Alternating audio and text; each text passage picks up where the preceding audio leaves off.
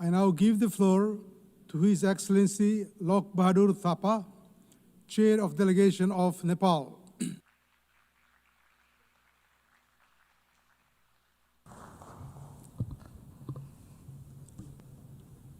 Mr. President, Excellencies, distinguished delegates, it is my honor to address this august assembly.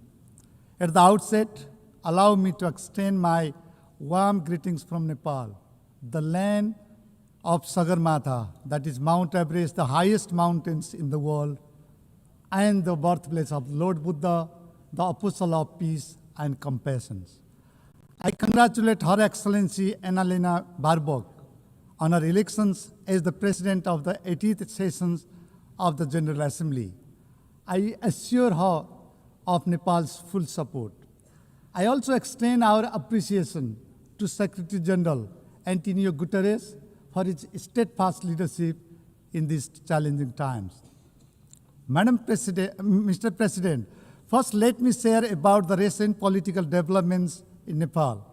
Earlier this month, Nepali youth, particularly Gen Z, took to the street with a clear and compelling voice for change. Their call was not for narrow interest, but for a nation built on the pillars of good governance, transparent, accountable, and responsive to the people. They demanded efficient public service, into corruptions, an equitable society, justice for all, and dignified job opportunities for the youth. It was a resounding reminder that the aspirations of the generations are nothing less than a fair, just, and prosperous Nepal. In the Gen Z movement, we saw unfortunate violence that claimed lives and left deep scars in our society. Many government buildings were reduced to ashes. An interim government has been formed to steer Nepal's political directions at this critical moment. For the first time in its history, Nepal is led by a woman as Prime Minister, herself a former Chief Justice. General elections have been slated for the 5th of March 2026. This will mark another step in strengthening our democracy through fresh mandates of the sovereign people.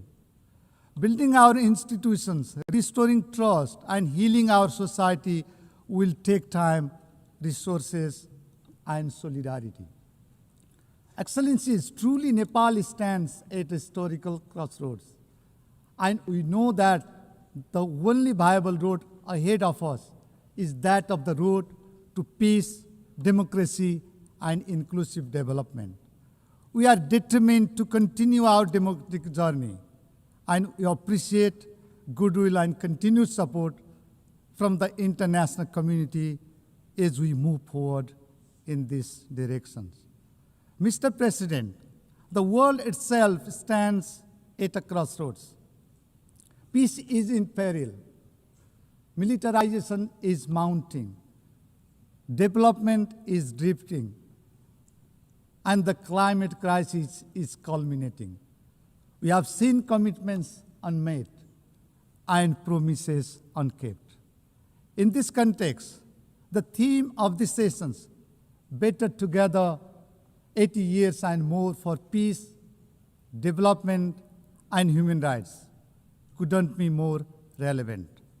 Mr. President, for 80 years, the United Nations has served as a common foundation for multilateralism, of foundations upon which all nations, big and small, developed and developing, stand equal and forge common solutions. For 80 years, our organizations has remained a beacon of hope. Hope for peace, hope for shared prosperity, hope for equity, justice, freedom, and human rights, and hope for the rule-based international order. And today, as crisis converge from climate catastrophe to widening inequality, from digital disruption to violent conflicts, that beacon must shine brighter than ever. It is time to renew our collective resolve to fortify the founding values of the United Nations.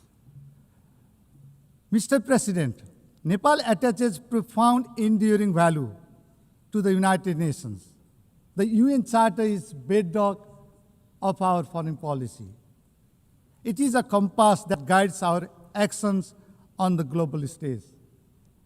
This reflects Nepal's enduring belief in multilateralism, international cooperation, and global solidarity, the principles that define who we are as a nation. And this year marks 70 years since Nepal joined the United Nations. For 7 decades, Nepal has consistently stood by the United Nations, contributing to global peace and stability, advocating for the rule-based international order, promoting equitable and sustainable economic development, particularly for the upliftment of the least developed countries and the landlocked developing countries, and upholding human dignity and justice. Today, Nepal proudly stands as the largest contributing country.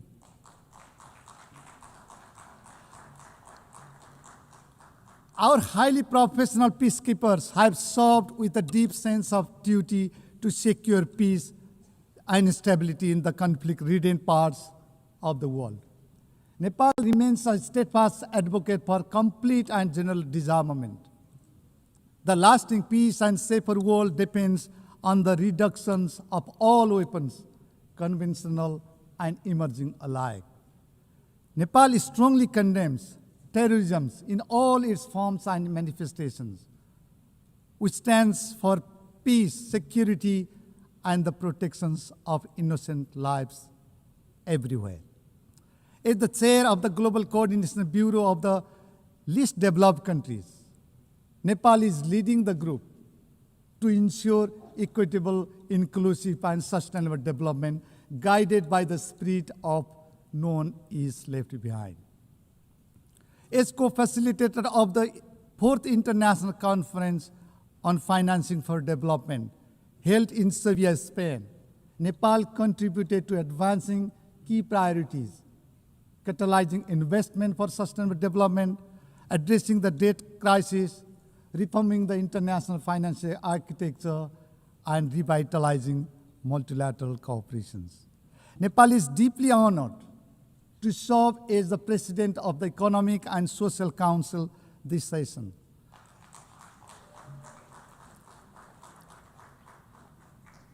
We thank the member states for their trust. As the President of the ECOSOC, I am deeply committed under the motto of delivering better to bring coherence, to bring credibility, and to bring measurable impact to the Council's work. As a member of the Peace Building Commission, Nepal is deeply committed to supporting inclusive, nationally owned, and locally driven peace-building process. Mr. President, the world today faces challenges of profound gravity and urgency. Many parts of the world are witnessing protracted crisis. War is raging relentlessly in Ukraine. Suffering is deepening in Gaza, where civilians bear the heaviest toll.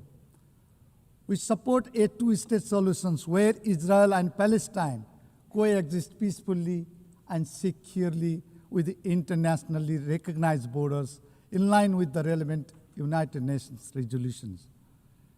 Nepal is deeply concerned about the innocent civilians held hostage by Hamas.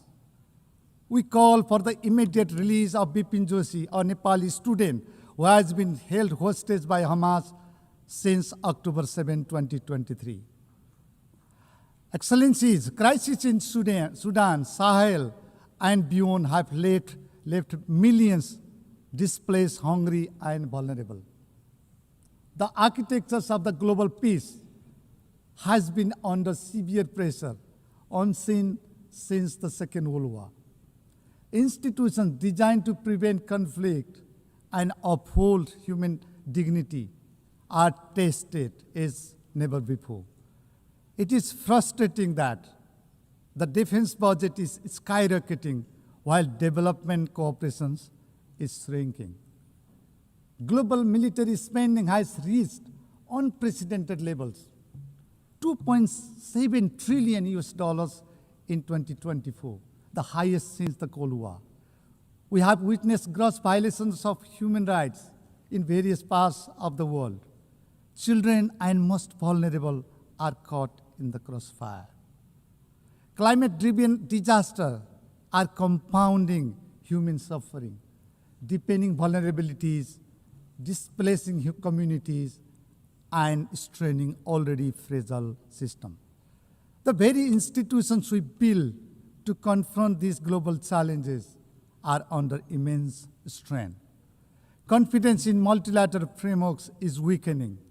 This is a clear and urgent call to reassess, strengthen, and revitalize our multilateral institutions and to fortify global solidarity and actions. Mr. President, let me highlight a few areas that deserve urgent global attention. First, peace and security. Beyond words, peace demands actions. It demands courage, and it demands the commitment. In these turbulent times, dialogue must triumph over hostility, diplomacy over conflict, and cooperations over divisions. We must take urgent and coordinated actions to prevent conflict, uphold justice, and foster inclusive development. It is incumbent upon us to address the root causes of the conflicts, including poverty, inequality, and marginalizations. Second, we must strengthen multilateralism and rebuild trust. Multilateral institutions must deliver not just promises, but results. They must be representative, transparent, and accountable. In this interdependent world, no single nation, however rich and powerful, can resolve global problems alone. We must uphold multilateralism for fostering global cooperations and coordinations. We must repose our trust in multilateralism, anchored in sovereign equality, territorial integrity, and national independence. Third, accelerating the implementations of the 2030 Agenda is critical. As the progress on the Sustainable Development Goals is far off track, the world must act with greater urgency and solidarity. We strongly call for the timely and effective implementations of the Compromiso de Sovia. Sustainable investment must be boosted to deliver on our promises. Development assistance is critical for making progress in sustainable development. We appreciate the developed countries that meet the ODA target and strongly urges others to fulfill the commitment. We must make development finance adequate, easily accessible, predictable, and aligned with national priorities. Institutional and human capacity support tailored to the needs and priorities of the countries, particularly in the global south, should be prioritized. We must reform trade systems to be fair, to be inclusive, and to be responsive to the developing countries. It is incumbent upon us to address the debt burdens facing by many developing countries. Debt relief, including debt restructuring and debt swap, should be scaled up to ease debt distress. Priorities should be given to inclusive development. We must invest in youth and promote gender equality and empowerment of women and girls. The rights, safety, and dignity of migrant workers must be fully respected and protected. Fourth, climate justice and climate actions. Climate change has disproportionately affected vulnerable populations such as low-income communities and developing nations. Nepal is deeply concerned about the disproportionate impact of climate change, particularly in the mountain regions. We have first-hand experience of glaciers melting in our Himalayas that are seriously threatening the lives and livelihoods of millions downstreams.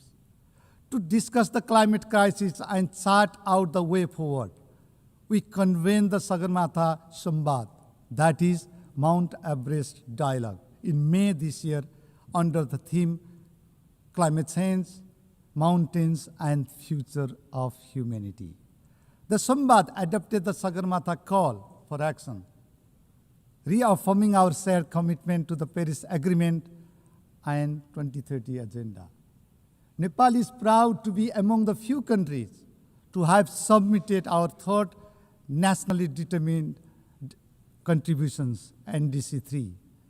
By 2035, we aim to reduce emissions by nearly 27% and expand renewable energy eightfold. Excellencies, as the world confronts a climate catastrophe, we must act with urgency and resolve. This is not a crisis of emissions. It is a crisis of equity, of survival, and of justice. Nepal calls for urgent, fair, and ambitious actions to protect vulnerable communities. Polluters may take responsibility with actions. We reiterate our call for scale-up, predictable, and accessible climate finance, technology transfer, and capacity building for countries on the front line, particularly the least developed countries and mountainous nations. The loss and damage fund must be capitalized, and biodiversity finance must be increased to match the scale of the crisis. Nepal urges the international community, especially developed countries, to demonstrate genuine solidarity and moral clarity by delivering on the ICJ advisory opinion and upholding their obligation to protect the climate systems. Fifth, digital transformations. Technology must be inclusive, secure, and right-based. We must narrow the digital divide within and among countries to create a peaceful and equitable society. Nepal advocates for a global digital cooperation framework that ensures access to infrastructures, digital literacy, and data protections for all. Technology transfer must be accelerated and scaled up. Finally, the United Nations must be reformed to reflect the present-day realities. Focus should be laid on coherence, coordinations, and accountability across the UN development system. We need to prioritize LDCs and LLDCs across all global commitments and partnerships. The UN 80 initiative offers a timely opportunity to renew our collective commitment to a more inclusive, transparent, and effective multilateral systems. Nepal supports the reform of the United Nations Security Council to make it more representative, transparent, and accountable. The review of the ECOSOC and the high-level political forum this year presents an important moment to enhance their effectiveness, coherence, and the impact in delivering on the Sustainable Development Goals. Similarly, Nepal supports the ongoing peace-building architecture review. This is an opportunity to enhance synergy, streamline efforts, and drive results where they matter the most. We also underline that the global financial architecture must meet today's realities. Mr. President, the global community has time and again reaffirmed its determinations to tackle challenges before us. And we have shown that we can achieve more when we act in genuine partnership, when we choose collaborations over confrontations, and when we replace disagreements with dialogue, and we are committed to peace, prosperity, and sustainable future. Mr. President, Excellencies, distinguished delegates, ladies and gentlemen, for 8 decades, the United Nations has stood as a beacon of hope for peace, for justice, for human rights, and for development. Today, that legacy calls upon us more urgently than ever. The world watches us at a moment of great trial. Let us stand together, united and determined, to ensure enduring peace and prosperity in the world. When the United Nations succeeds, humanity as a whole succeeds. When it falters, it is the innocent and vulnerable who bear the heaviest cost.